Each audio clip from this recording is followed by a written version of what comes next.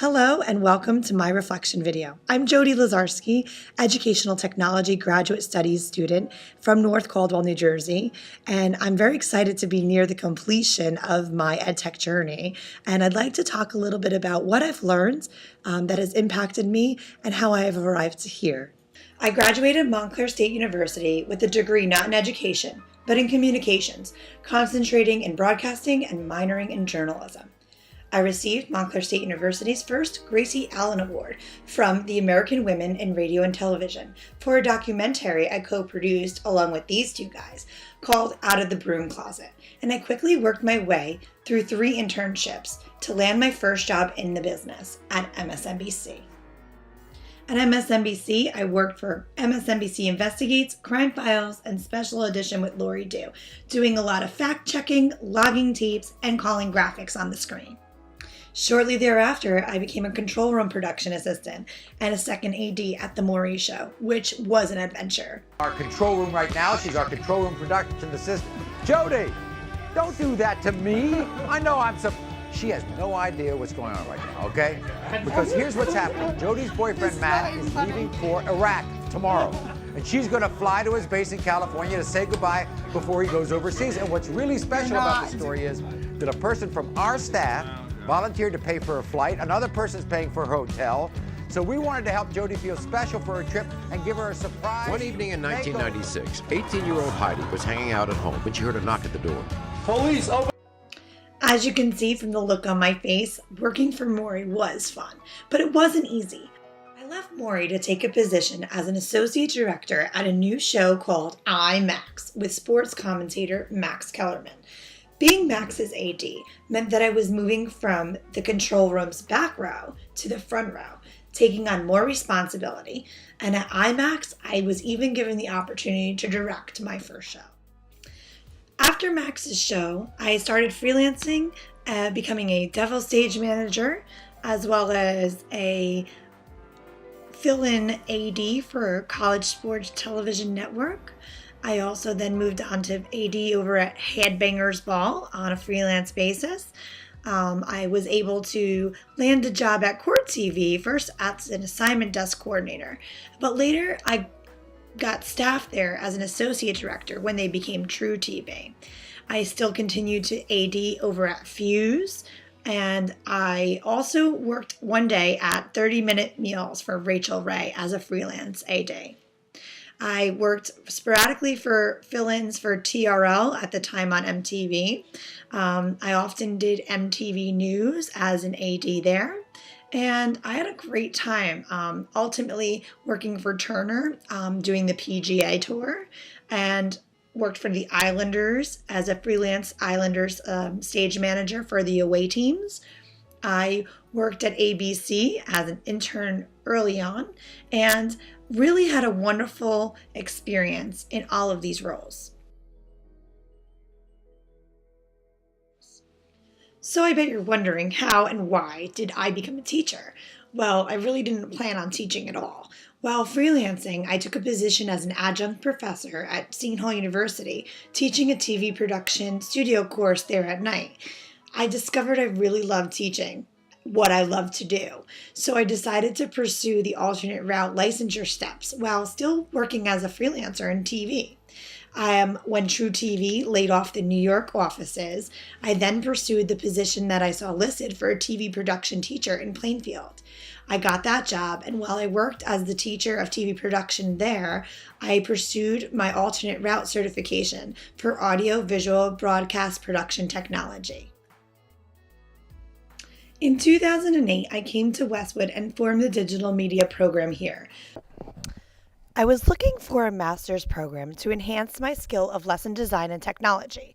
The program at EdTech at Boise State University did that and more. It gave me the ability to emerge as a leader and as a resource for my other teachers. It gave me the ability to design and put more purposeful lessons and learning experiences together for my students while incorporating the programs and skills needed for a 21st century learner. Now that I'm near the completion of the program and can reflect upon my experiences, I'd like to focus on 3 key experiences for me. First is technology infrastructure, second, technology integration, and third, media creation. Let's begin with technology infrastructure. In the very first course of the program, EdTech 501, Introduction to Educational Technology, I learned that educational technology can enhance our school environments.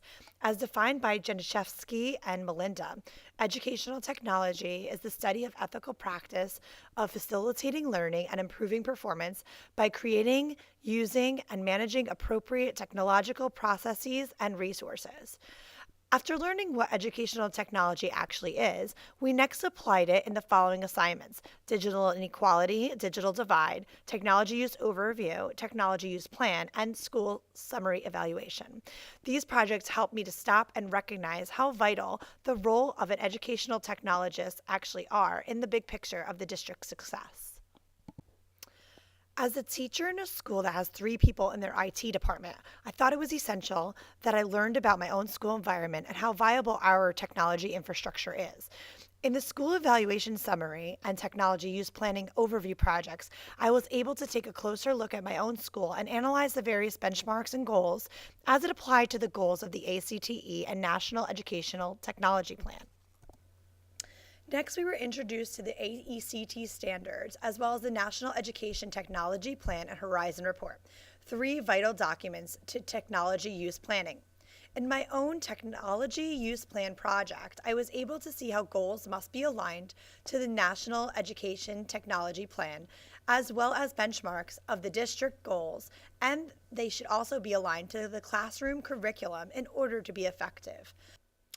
Only after completing these projects, I realized there could be a need for an integration technologist at my school, and I decided to pursue that particular certification in addition to my MET degree. In the course 502, The Internet for Educators, I learned so much more about technology infrastructure as I learned how to create websites and projects using HTML and CSS. This was my first experience with coding, and though I found it to be rather difficult, I am really proud of the assignments I completed because they're both useful to my course curriculum and I use them every day in my class. Next, let's discuss technology integration. In the course 541, Integrating Technology into Classroom Curriculum, I built a website that specifically taught Spanish using technology, and I don't even speak Spanish. One assignment we did in this class, which also helped me learn so much about not only the integration of technology, but also the infrastructure, was the virtual field trip assignment. By taking a tour of how our IT department runs, I was able to understand star topology and our hubs, layers of switches that run throughout our buildings in order to filter technology from various locations to the high school. I was able to discuss the goals with our IT department as well as our Wi-Fi installation so that teachers can use laptop carts and personal devices. In this class, we designed a number of projects incorporating technology and really created learning environments for our students to excel. These projects meet standard 3 of learning environments where candidates managed mechanisms for maintaining the technology infrastructure to improve learning and performance. Another example of a great learning experience I had with technology integration was the creation of the project-based learning assignment in the course 542, Project-Based Learning. The project-based learning assignment was systematically designed using the ADDIE framework, which I learned in Instructional Design's 504 class. ADDIE, which stands for Analyze, Design, Develop, Implement, and Evaluate, is evident in my Westwood Investigates project-based learning assignment and also meets the AECT standard for content knowledge, strand number 1, which states that candidates must demonstrate the ability to create instructional materials and learning environments using a variety of systems approaches. Lastly, creating with technology. The experiences I've had in the course Multimedia, Social Networking for Learners, and YouTube for Educators has greatly helped me improve the way I ask my students to engage in their creation of media using technology in my course, Digital Media. Since taking the multimedia class, I was able to apply the coherence principle to a number of my projects, including the worked examples screencast, which I used to create an introduction for my own students to the program we primarily use in class, Final Cut Express, as well as the digital story. Additionally, I was able to meet Standard 5 of the AECT standards for method, which states that candidates should apply research methodologies to solve problems and enhance practice. In the project number 1 of multimedia, I used Google Slides to showcase a project, and it demonstrated contiguity principles of media by focusing on dual channels, showing visuals that complement the audio in the form of speaker notes, and I utilized the limited capacity principle by only showing what needed to be displayed in a small amount of information. The YouTube for Educators class also helped me establish my own personal YouTube channel, which I was able to build tutorials into. These tutorials will help me teach my students the equipment we use in our class. I also truly enjoyed how creative I could be in this class. It allowed me to be creative for what felt like the first time since my bachelor's program. In the special effects project, I was able to use a green screen to recreate an Alice in Wonderland-like storyline, and I learned a lot trying to do something this creative. I learned that what I often ask my students to do is actually really challenging, having had to do some of it myself. Lastly, the experience of social networking for learners class really helped to push me into a world I had been avoiding, even as a teacher of digital media. I disliked the use of Twitter and had trouble from the get-go editing my characters down to 20. I learned quickly how to get around that problem and learned so many more useful social media platforms for professional development and student engagement. Many of the AECT standards were met in my social networking projects.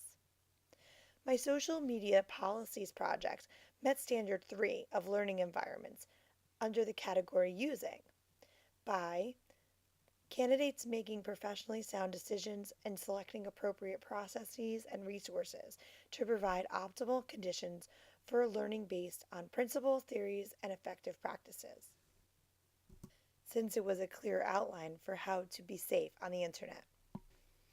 In the live professional development projects of the social networking for learners class, I really had to step outside of my world and into the virtual one, meeting other professionals in live web chats and tweet chats. This project met the AECT standard for Standard 4, Professional Knowledge and Skills, Collaborative Practice, which states, candidates collaborate with their peers on subject matter experts to analyze learners, develop and design instruction, and evaluates its impact on learners. These discussions in our tweet chats and web chats did just that. In closing, I hope this video serves as evidence of my profound experiences within the EdTech program at Boise State University. I'd like to thank my professors as well as my classmates from literally around the world for their help throughout the process. And I look forward to continuing to use my newly acquired skills of technology infrastructure, integration, and creation within my classroom experiences and instruction. Thank you so much for watching.